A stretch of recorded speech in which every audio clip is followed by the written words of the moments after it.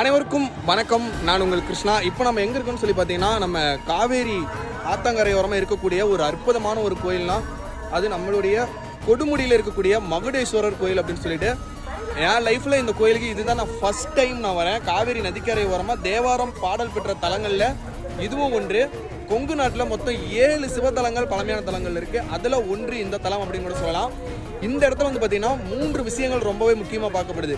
சிவன், பிரம்மா, விஷ்ணு இந்த மும்மூர்த்திகளும் இருக்கக்கூடிய ஒரு அற்புதமான ஒரு இடம் தான் இந்த கொடுமுடி அப்படின்னு கூட சொல்லலாம், மகுடேஸ்வரர் கோயில். ஸோ காவேரி வந்து பார்த்தீங்கன்னா வடக்கிலிருந்து தெற்கு நோக்கி பாயும். ஆனால் இந்த இடத்துல தான் வடக்கிலிருந்து தெற்கு நோக்கி பாய்ந்து இந்த இடத்துல இருந்து கிழக்கு நோக்கி பாய்கிறது. அதாவது பார்த்தீங்கன்னா இந்த இடத்துல இருந்து தான் காவேரி வந்து பார்த்தீங்கன்னா கிழக்கு நோக்கி பாய்கிறது. இது வந்து பார்த்தீங்கன்னா தஞ்சாவூர், நம்மளுடைய பூம்புகார் வரைக்குமே கிழக்கு நோக்கி பாய்கிறது. சரிங்களா? இது வந்து இந்த கோயிலுக்கு ஒரு தனி சிறப்பு, தலையெழுத்தையே மாற்றக்கூடிய ஒரு அற்புதமான ஒரு கோயில்னு சொல்கிறாங்க.